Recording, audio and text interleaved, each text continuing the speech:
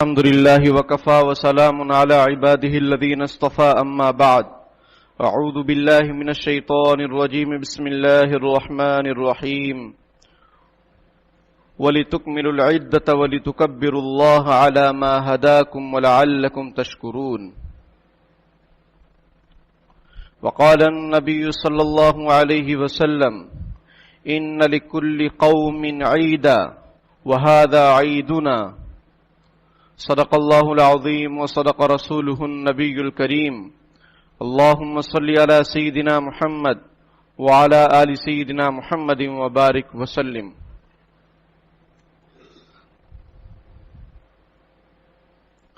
اللہ رب العزت کا بے انتہا فضل و کرم ہے، احسان ہے کہ اس نے ہم سب کے لیے دوبارہ اپنے گھر کے دروازوں کو کھول دیا، جس کی وجہ سے ہم اور آپ بیٹھے ہوئے ہیں اللہ کے گھر میں کافی دنوں کے بعد، ایک مدت کے بعد، کچھ مہینوں کے بعد، بڑی مدت دراز کے بعد اللہ کا شکر ادا کرتے ہوئے اس بات کی دعا کریں کہ اللہ پاک ہمیشہ ہمیشہ کے لیے اپنے گھر کے بند دروازوں کو امت مسلمہ کے لیے، انسانیت کے لیے کھول دے اور کبھی بند نہ کریں، کبھی ایسا موقع نہ آئے کہ ہمیں گھروں میں فرض نمازیں پڑھنی پڑیں، کبھی ایسا موقع نہ آئے کہ ہمیں تراویح گھر میں پڑھنی پڑے، کبھی ایسا موقع نہ آئے کہ جمعہ ہمیں گھر میں پڑھنا پڑے، کبھی ایسا موقع نہ آئے کہ عید کی نماز بھی ہمیں اپنے گھروں میں ادا کرنا پڑے. میرے بھائیوں، ایک خزانہ ہے اللہ کے خزانوں میں، وہ ہے شکر. وہ ہے شکر، اللہ کا شکر ادا کرنا، اللہ کی نعمت کو ماننا، جاننا، اس احسان کو سمجھنا، اس احسان کو اپنے زبان سے ادا کرنا، یہ بہت بڑا عمل ہے شریعت اسلامیہ کے اندر، قرآن و حدیث کے اندر، اسلام کے اندر.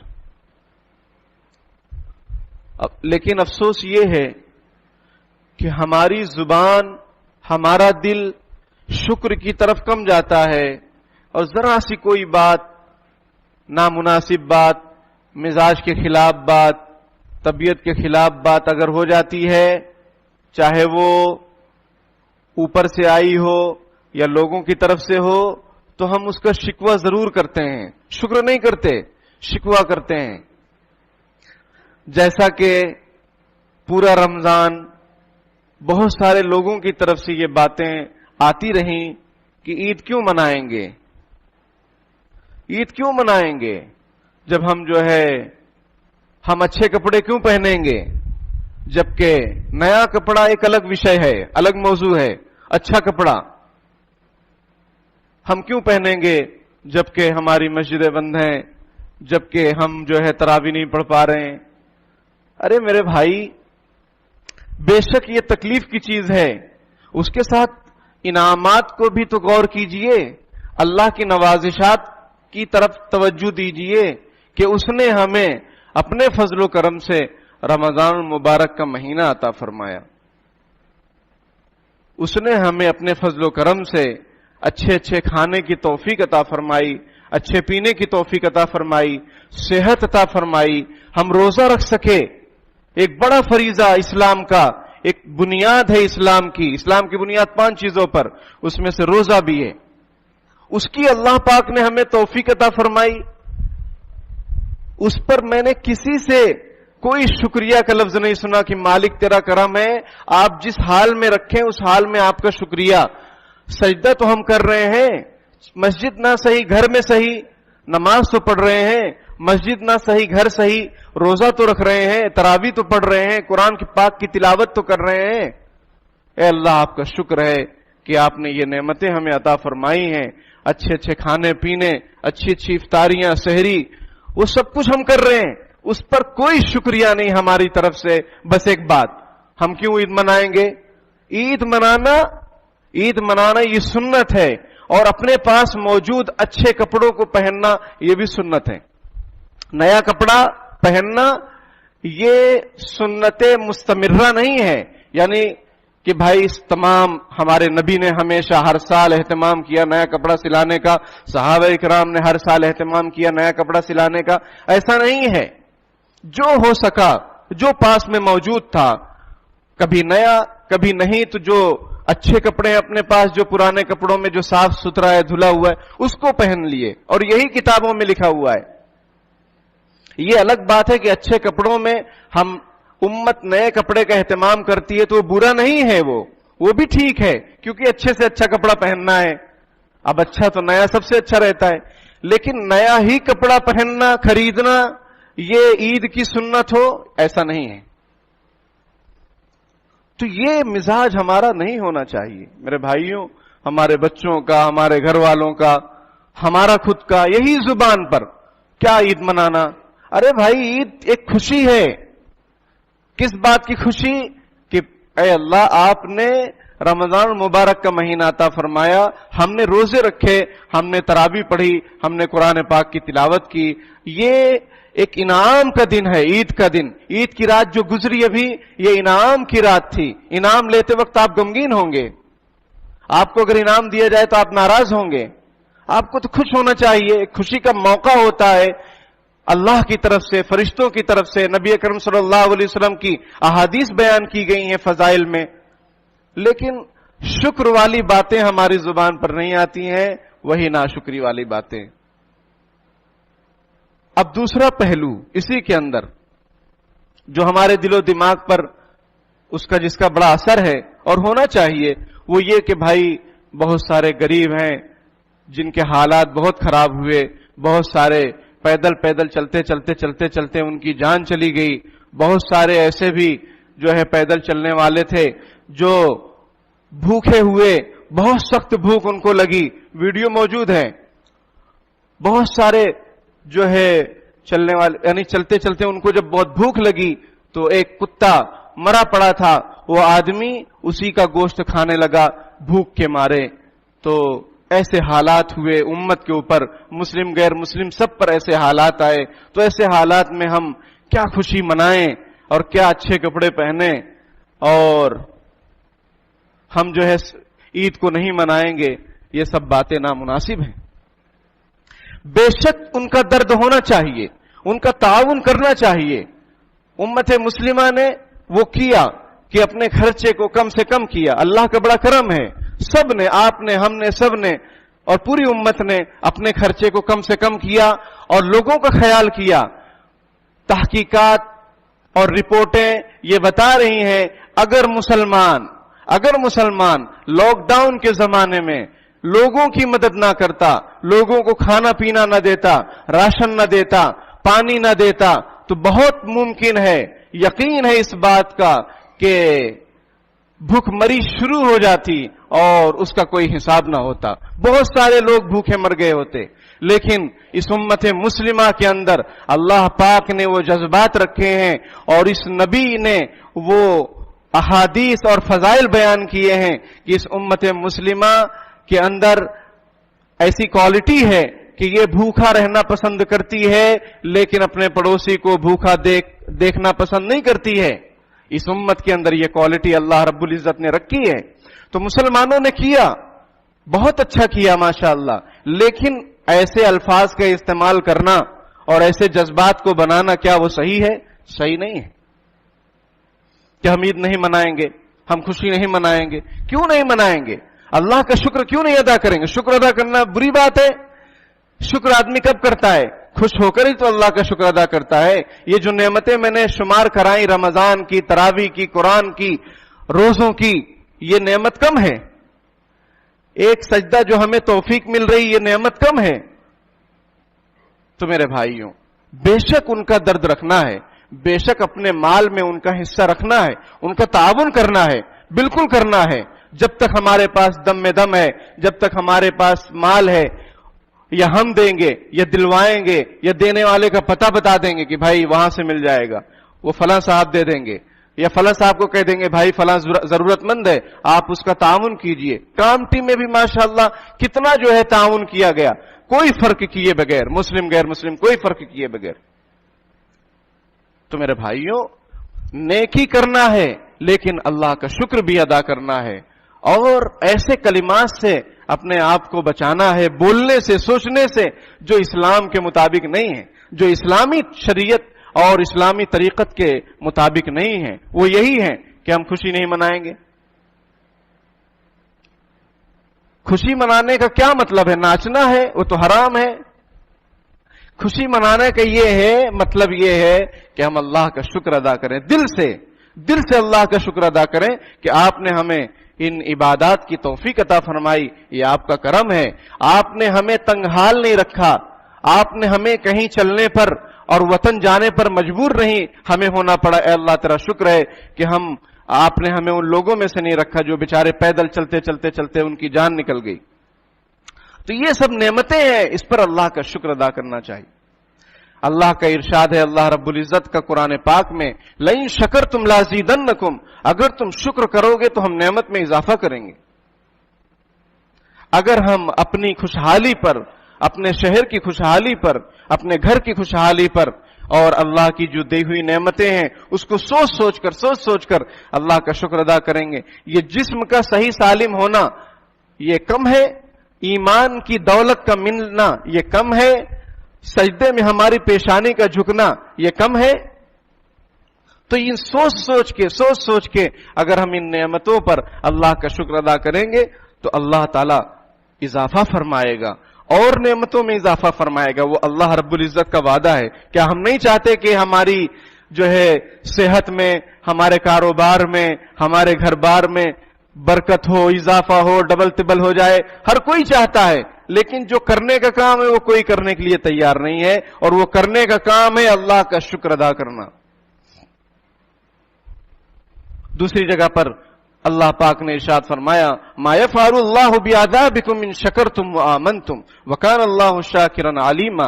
اللہ کو کیا ملے گا تمہیں عذاب دے کر اگر تم شکریہ ادا کرو، اگر تم شکریہ ادا کرو۔ اللہ تم کو عذاب نہیں دے گا، لیکن اگر تم شکریہ ادا کرو گے تب، نہیں ادا کرو گے تو پھر پکڑ ہوگی۔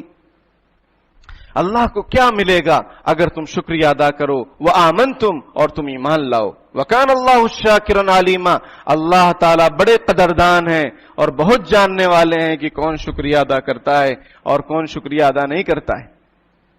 تو میرے بھائیوں، یہ اللہ کی طرف سے جو ہمیں نعمت ملی کہ ہم اس کے گھر میں آئے، دل سے اللہ کا شکر ادا کریں، دل سے اللہ کا شکر ادا کریں، نعمت کو نعمت سمجھ کر اللہ کا شکر ادا کریں۔ بہت ممکن ہے، یقین ہے اس بات کا کہ جلد از جلد مسجد کے دروازے امت کے لیے کھول دیے جائیں، اگر شکر ادا کریں گے تو۔ اور ناشکری کریں گے یعنی کوئی احساس نہیں، اللہ کے اس نعمت پر کوئی استحضار نہیں، کوئی شکریہ نہیں، تو پھر ابھی موقع ملے گا، بعد میں پھر بند رہو، اپنے گھروں میں ڈھونڈتے رہو، ادھر ادھر بھٹکتے رہو۔ نہیں میرے دوستو، ہم شکر ادا کریں اللہ کا کہ اس نے ہمیں رمضان المبارک کا مہینہ عطا فرمایا، روزہ رکھنے کی توفیق عطا فرمائی، قرآن پاک کی تلاوت کی توفیق عطا فرمائی، صحت عافیت عطا فرمائی۔ یہاں اور بڑا شکر کہ کامٹی گرین زون میں، سب سے بڑا تو یہ بھی ہے، کامٹی گرین زون میں اتنا پاپولیشن، اتنا جو ہے یہاں پر آزادی، اتنا جو ہے لوگ آرام سے، لیکن پھر بھی اللہ کا کرم ہے کہ یہاں پر مہاماری نہیں آئی، یہاں پر لوگ بہت زیادہ بیمار نہیں ہوئے، جو اگر ایک آدھ مرتبہ ہوئے بھی وہ بھی ماشاءاللہ ٹھیک ہو گئے کامٹی گرین زون میں۔ یہ بھی اللہ کا ہمیں شکر ادا کرنا چاہیے، یہ اللہ کے کرم ہے، ورنہ جہاں پر مومن پورہ کو دیکھ لو 0 سناٹا ہے، اور بھی دیکھ لو کئی علاقے اپنے قرب جوار میں سناٹے ہی سناٹے، ہر وقت پولیس تعینات ہے، کچھ بھی نہیں کر سکتے، زندگی جو ہے ایک اجیرن بن گئی ہے۔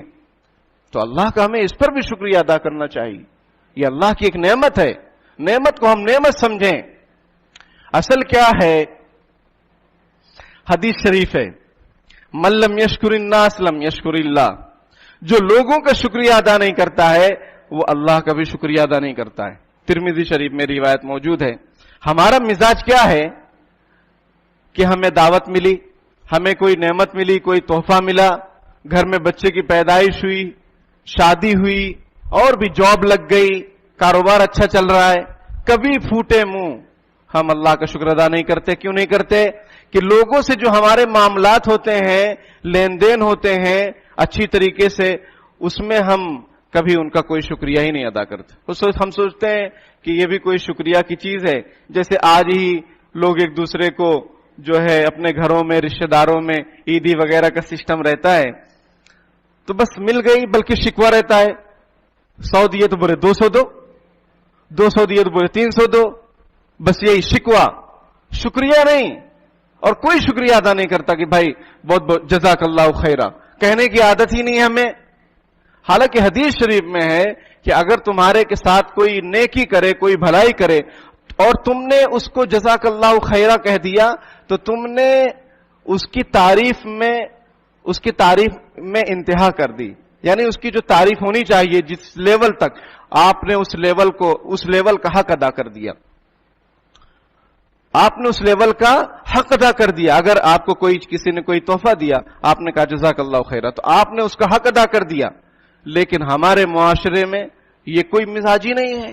نہ بڑا چھوٹے کو بولتا, نہ چھوٹا بڑے کو بولتا, بلکہ شکوہ ہی رہتا ہے کہ میں تو سوچ رہا تھا اتنا دیں گے, اتنا دیے, اتنا دینا چاہیے, اتنا دیے. رشتہ دار آئے کچھ تحفہ لے کر, تو ہم کچھ ان کا شکریہ ہی نہیں ادا کرتے. ہم کہتے ہیں کہ ان کو اور لانا چاہیے تھا, یہ لائے نہیں. فلاں چیز میں نے منگایا تھا, لائے نہیں. تو جب ہم لوگوں کا شکریہ ادا کرنے کا ہمارا مزاج نہیں ہے ہمارے معاشرے میں, ہمارے گھر میں, ہمارے بچوں میں, تو پھر اللہ کا بھی شکریہ ادا کرنے کا مزاج نہیں پیدا ہو سکتا ہے. من لم یشکر الناس لم یشکر اللہ. جو اللہ کا شکریہ ادا نہیں کرتا, وہ جو لوگوں کا شکریہ ادا نہیں کرتا, وہ اللہ پاک کا بھی شکریہ ادا نہیں کرتا ہے. یہ آپ صلی اللہ علیہ وسلم کا فرمان ہے. تو میرے بھائیوں, ہم اللہ کے شکر کی عادت ڈالیں, سوچ سوچ کر دل میں الحمدللہ الحمدللہ الحمدللہ. حدیث شریف میں آپ صلی اللہ علیہ وسلم فرمایا کہ اللہ پاک اس بندے سے بہت خوش ہوتے ہیں جو کچھ کھائے اور اللہ کا شکر ادا کرے, کچھ پیے اور اللہ کا شکر ادا کرے. اس بندے سے بہت اللہ تعالیٰ خوش ہوتے ہیں. اور آپ صلی اللہ علیہ وسلم نے سکھایا بھی ہے, پانی پینے کے بعد الحمدللہ, کھانے کے بعد الحمدللہ الذی اطعمنا وسقانا وجعلنا مسلمین. اور اسی طریقے سے پانی پینے کے بعد ایک دعا اور ہے, الحمدللہ الذی سقانا عذبا فراتا برحمتہ ولم یجعلہ ملحا اجاجا بذنوبنا. کہ اے اللہ تیرا شکر ہے کہ آپ نے ہمیں اپنی رحمت سے سیراب کیا اور اس پانی کو کڑوا نہیں بنا دیا ہمارے گناہوں کی وجہ سے. افرائیتم الماء الذی تشربون. قرآن میں اللہ تعالیٰ فرماتے ہیں کیا تم غور نہیں کرتے اس پانی کو جس کو تم پیتے ہو؟ اانزلتموہ ام نحن المنزلون. ہم اس کو برساتے ہیں یا تم برساتے ہو؟ لو نشاء جعلناہ اجاجا فلولا تشکرون. اگر ہم چاہیں تو اس برسنے والے پانی کو ایک دم کڑوا بنا دیں, پھر تم شکریہ کیوں نہیں ادا کرتے؟ یہ قرآن پاک میں سورہ واقعہ میں اللہ نے ذکر فرمایا ہے. تو میرے بھائیوں, قدم پر بلائیں ہیں, لیکن قدم پر اگر ہم اللہ کا شکر ادا کریں گے تو وہ بلائیں ہم سے دور ہوتی چلی جائیں گی, اللہ کی حفاظت اور انعامات میں اضافہ ہوتا چلے جائے گا. اس کا فارمولہ کیا ہے؟ شکر. اور ابھی جو ماحول چل رہا تھا, اس میں جو باتیں چل رہی تھیں, ان سب کو تبدیل کرنے کی ضرورت ہے, ان کو بدلنے کی ضرورت ہے, اللہ سے معافی مانگنے کی ضرورت ہے. شکر ادا کریں, خوش رہیں. ٹینشن لے کر کیا کریں گے آپ؟ سوائے بیماری کے اضافہ کے کچھ بھی نہیں ہوگا. شکر ادا کریں گے, اللہ تعالیٰ کی طرف سے حفاظت ہوگی آپ کی. ایک بات تو یہ ہے. دوسری بات یہ ہے میرے بھائیوں کہ رمضان المبارک کا عظیم الشان مہینہ ہم سے رخصت ہو گیا, گزر گیا. اب پتہ نہیں آئندہ سال ہمیں رمضان ملتا ہے یا نہیں ملتا. یہ بہت سارے ہمارے دوست احباب رشتہ دار, ٹھیک ہے وہ پچھلے سال رمضان میں تھے لیکن آج نہیں ہیں. اب آئندہ سال ہمیں زندگی مہلت دیتی ہے نہیں دیتی ہے, ملتا ہے نہیں ملتا ہے. سامان 100 برس کا ہے, پل کی خبر نہیں. سامان 100 برس کا ہے, پل کی خبر نہیں, پل میں کیا ہو جائے.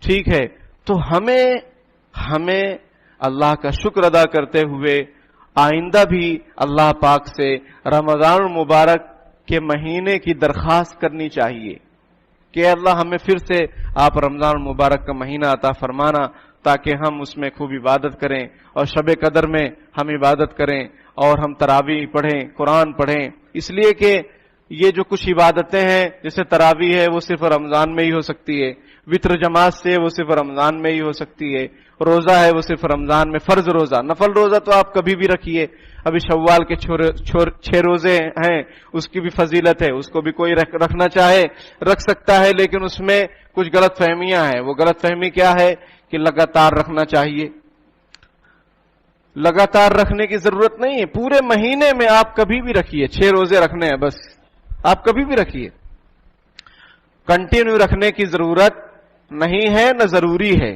آپ کی مرضی ہے، کنٹینیو رکھنا رکھو، نہیں رکھنا ہے چھوڑ چھوڑ کر بھی رکھ سکتے ہیں، اس کی بڑی فضیلت ہے۔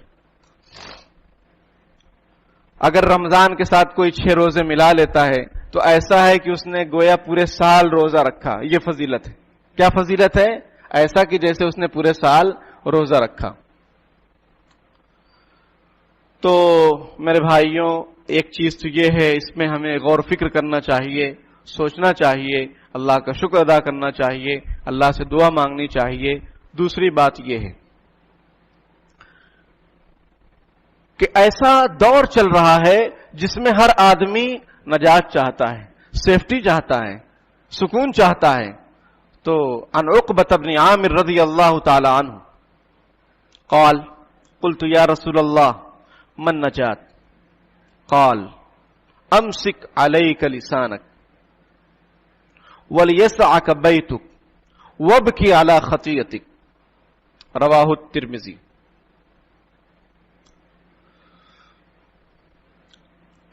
کہ حضرت عقبہ بن عامر رضی اللہ تعالیٰ عنہ سے روایت ہے کہ انہوں نے کہا کہ میں نے اللہ کے رسول سے پوچھا، اے اللہ کے رسول، نجات کس چیز میں ہے؟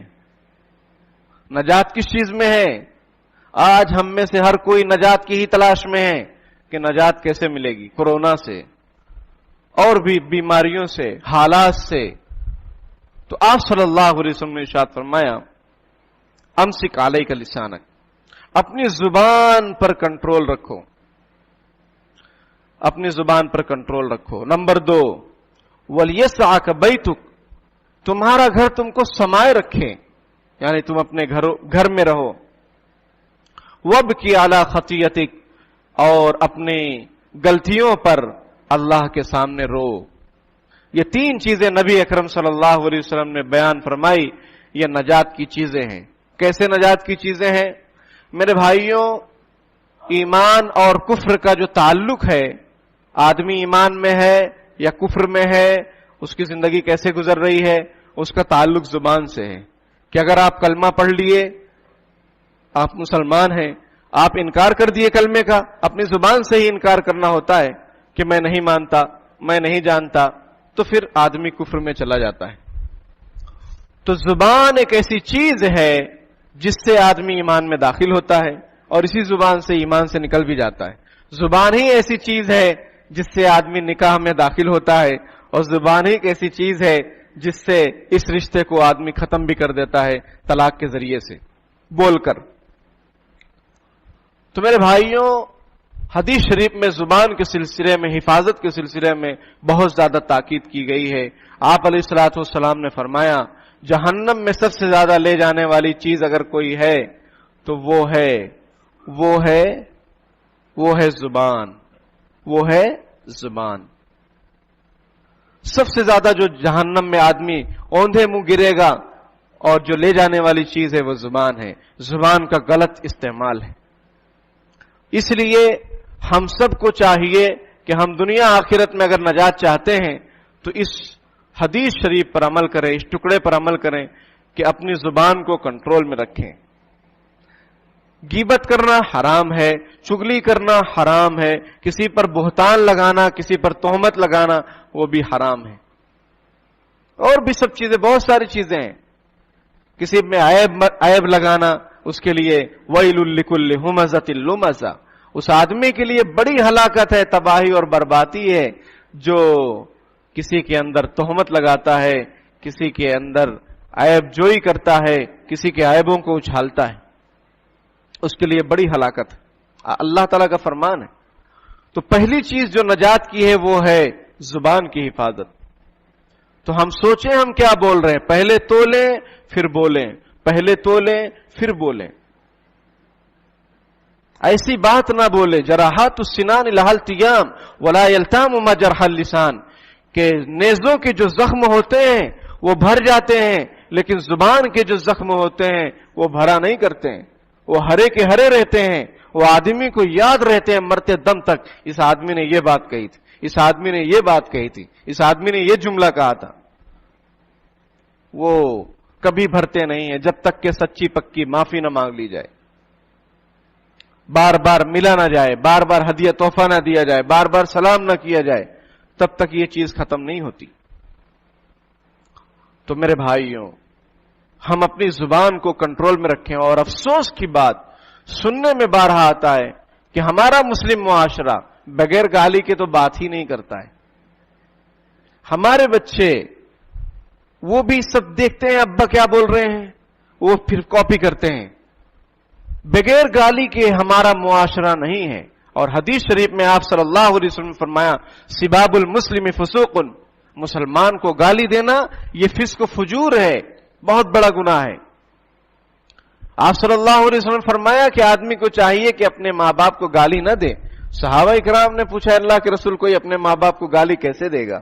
آپ صلی اللہ علیہ وسلم نے فرمایا کہ کوئی شخص کسی دوسرے کے ماں باپ کو برا بھلا کہے تو پھر وہ شخص اس کے ماں باپ کو برا بھلا کہے گا، تو اس طرح سے یہ اپنے ماں باپ کو گالی دینے والا ہو گیا۔ اپنی زبان کو کنٹرول میں رکھیے، بولنے سے پہلے سوچئے۔ بچوں کے ساتھ، بیوی کے ساتھ اگر ہم رف لینگویج یوز کر رہے ہیں تو باہر بھی یوز کریں گے۔ گھر میں اگر استعمال کر رہے ہیں رف لینگویج تو باہر بھی وہی رف لینگویج استعمال کریں گے، وہی ایک دم بھدی باتیں، وہی ایک دم بھدی باتیں۔ لوگ پسند نہیں کرتے ہیں بھدی باتوں کو۔ میرے ایک دوست ہیں، انہوں نے بتایا کہ میں ایک جگہ رشتہ کرنا چاہ رہا تھا، میں نے نہیں کیا۔ اس کی وجہ یہ کہ اتنا گھرانے میں ایسی باتیں کرتے ہیں، اتنی بھدی بھدی باتیں کرتے ہیں کہ جی نہیں چاہتا ہے کہ وہاں رشتہ کیا جائے۔ بتائیے بتائیے، ایک دم حقیقی واقعہ ہے۔ اپنی زبان کو کنٹرول میں کیجیے۔ کسی چھوٹے بڑے کو کوئی بات بولنا ہے، سوچئے، 1000 مرتبہ سوچئے۔ اب آپ کہیں گے کہ بار بار سوچیں گے تو کتنا ٹائم لگے گا؟ یاد رکھیے، شروع میں آپ کو ذرا ٹائم لگے گا، لیکن پھر آپ کی عادت بن جائے گی، پھر آپ اچھی بات ہی کریں گے، کیونکہ ایک ہیبٹ بن جائے گی، ایک پریکٹس ہو جائے گی آپ کو، ایک پریکٹس ہو جائے گی آپ کو۔ دوسری چیز جو نجات کی ہے وہ یہ ہے کہ اسٹے ہوم، اسٹے ہوم یعنی گھروں میں رہو۔